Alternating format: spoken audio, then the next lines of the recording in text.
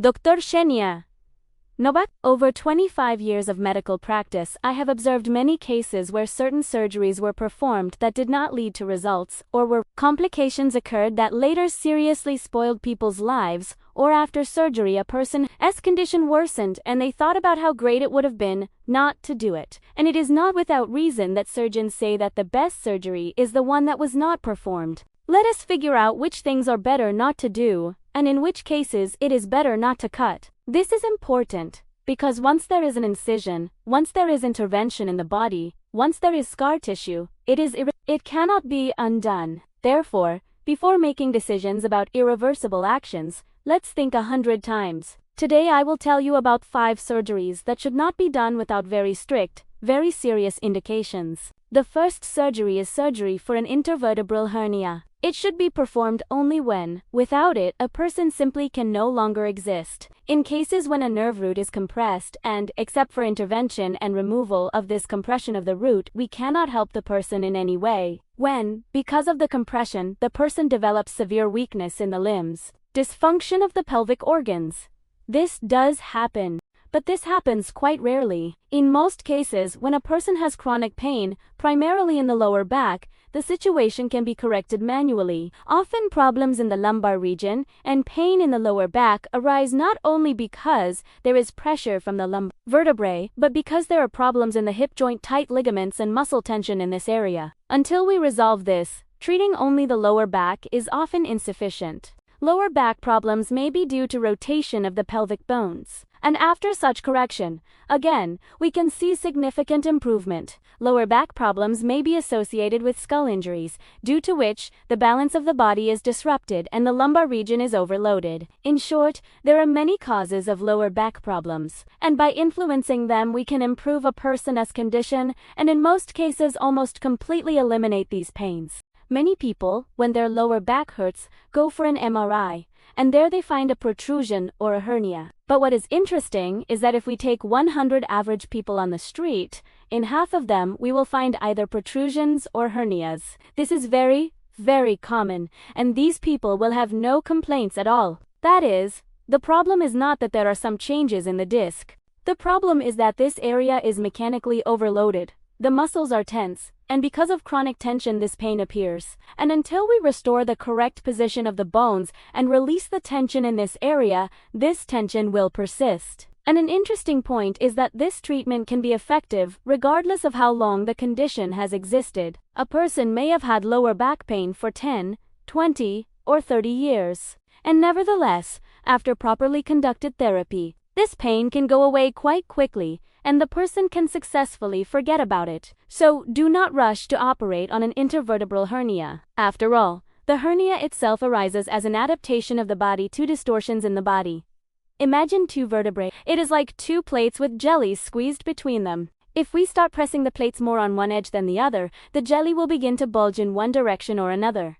The same happens with the vertebrae. If they are slightly twisted, slightly compressed, and this happens because the forces coming to the lumbar region from below and above are not balanced, then, of course, the disc will begin to bulge in some direction.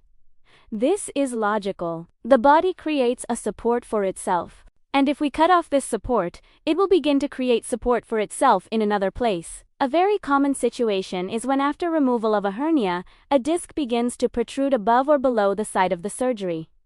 This is very common. Very often we see that when an intervertebral hernia has been operated on, the person's pain does not decrease. It remains the same. Then why was it cut? Why was there such a powerful surgical trauma? This is an intervention on the spine, on the very foundation of the whole body. This is very serious. The task of a good therapist who works with the musculoskeletal system is to find problems in a given area where there are restrictions, restore everything to the correct position, give the body balance, and then the reason for the occurrence of pain will simply disappear. If this is not done, a person can indeed stubbornly be treated for this pain for 1 year, 2 years, 3 years, and eventually come to surgery. This path is for the most part a dead end. You need to find a good therapist who will competently do their job. The second surgery is hemorrhoid surgery. Perhaps this is not quite the usual position for filming a video. I just wanted to show the position in which you would have to lie for a whole month if your hemorrhoids were cut out. Probably this is not the best position and not the best choice. Of course it is nice to lie down when you want to sleep or rest, but if you are of active age and you have many tasks and you have a family, then dropping out of your usual schedule, your routine, your business for a month is not the best option. And that is exactly what one person thought who came to me for treatment with a diagnosis of hemorrhoids. And it was not just hemorrhoids, but hemorrhoids with bleeding. I told him that I do not deal with such diagnoses. I do not treat such patients. He said, "Well, let's at least do something," because he really did not want to lie in a hospital bed for a month with his backside up. Why was he so insistent? Because before that, I had worked with his wife and his 2 children, and there was a good result. And what did I find in him? I found a very pronounced prolapse of the internal organs, which were pressing on the vessels, causing blood to stagnate in the lower part of the body, in the hemorrhoidal veins. The veins became very swollen, burst, and he was losing blood. He was very pale, that is, there was clear anemia. I found organ prolapse in him, and I found a coccygeal injury. With injury to the sacrum and coccyx with a blow, the sacrum is blocked, the coccyx is blocked, and there is no longer that rhythmic light movement of the sacrum that drains the hemorrhoidal veins and helps them like a pump to divert blood a little. In addition, he had a rather severe occipital injury. An injury to the occiput also blocks the sacrum, because they are connected via the dura mater. What is here, is also there. A blockage at the top equals a blockage at the bottom due to this rigid connection between the bones, and so we began to work with him, lifting the internal organs. I released his occipital bone. The pelvis was released. This had a result. His bleeding stopped, and he did not have to undergo this surgery. This does not mean that hemorrhoids should not be operated on. This means that they should not always be operated on when it is considered necessary. And this means that this disease really has mechanical causes that can be eliminated with proper manual intervention. And if we can influence them, we will not only eliminate the cause of the development of hemorrhoid, but we will also gain many other benefits for health. Since these bone blockages and displacements of internal organs affect health as a whole, and not only contribute to the dilation of the veins of the rectum, undoubtedly, in some cases of hemorrhoid surgery is necessary, but in any case, it makes sense to prepare in advance, lift the internal organs, restore pelvic mechanics, and then the outcomes of surgeries will be much better. The next surgery is suturing diastases. In my practice, I have observed many cases where women had a fairly large diastasis of 6 to 7 to 8 centimeters. And they were already being offered surgery. They were told that this was an indication for surgery. They began to perform exercises for diastases, so-called exercises for the abdominal muscles. And after some time, quite quickly, within several weeks, their diastases significantly decreased. And it turns out that quite easily, through one's own exercises, one can eliminate such a separation of muscles that serves as an indication for surgery. For me, as a doctor, this sounds very positive and very encouraging, because any surgery is always a risk. Because any surgery always results in scar tissue. The most interesting thing is that no surgery will restore the function of one's own muscles. And after all, a woman has to live with this body, a woman has to use this body. So if you are told, you have too large a diastasis, stitch it urgently, stop. Everything can be solved much more simply. The fourth and fifth surgeries are related to the consequences of prolapse of internal organs. Internal organs descend into the lower part of the abdominal cavity and begin to press on the vessels. As a result, blood stagnates throughout the lower part of the body. When it stagnates in the rectum, hemorrhoids develop. We have already discussed this today. But blood can also stagnate in the veins of the legs. The veins begin to dilate. It is the same as when veins in the arm dilate when a tourniquet is applied. What is the usual scenario? The organs descend into the small pelvis, and gradually the small veins in the legs begin to dilate. First, spider veins appear,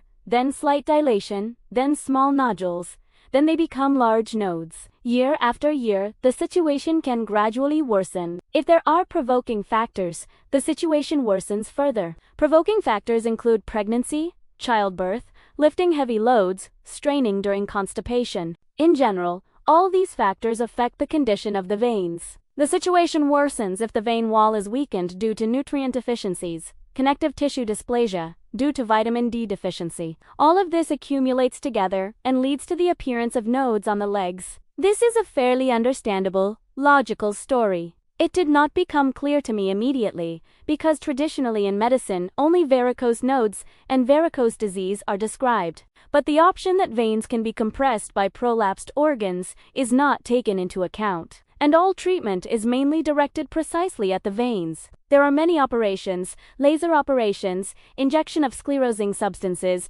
mechanical removal of veins. All this, of course, is not very easy for the body, but it helps to quickly obtain a good cosmetic effect. The question is different. The question is that if you operated on the veins, but the compression of the veins above remains, there is a very high risk that the operation will have to be repeated because the veins will protrude again. I have already seen many cases in practice where women said, "Yes, my veins were removed, and after 2 or 3 years, I had to undergo surgery again."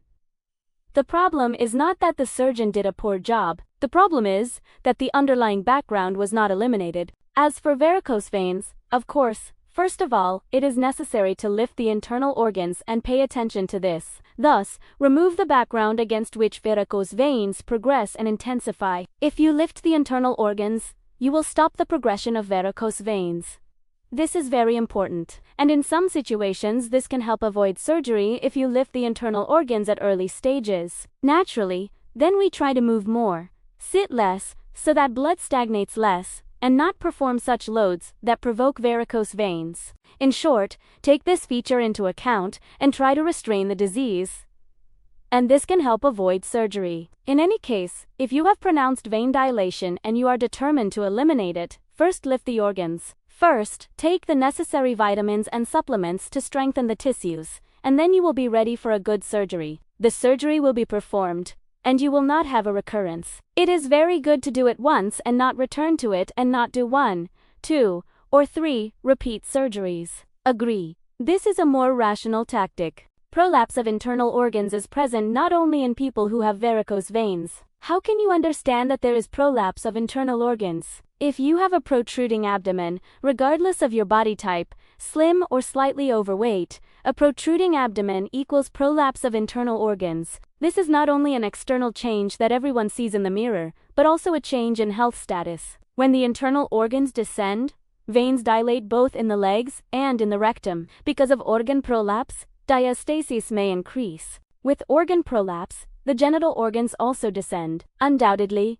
even in the example of an intervertebral hernia, lifting the organs can have a positive effect, because when lifting occurs, the load on the lumbar region normalizes and tension there can decrease. So, friends, to everyone who has a protruding belly, who has the conditions we are talking about in this video, I recommend performing exercises to lift the organs. To do this, go to my Telegram channel, subscribe, perform them, become more beautiful and healthier. The link to the exercises is in the description of the video. And the 5th surgery is the elimination of prolapse of the pelvic organs. It develops because, on the one hand, the internal organs press from above, and on the other hand, because the pelvic floor is relaxed and stretched, and the mucosa does not hold, begins to stretch, and gradually, the vaginal wall descends with the formation of hernias of the bladder and rectum, and the uterus descends from its place.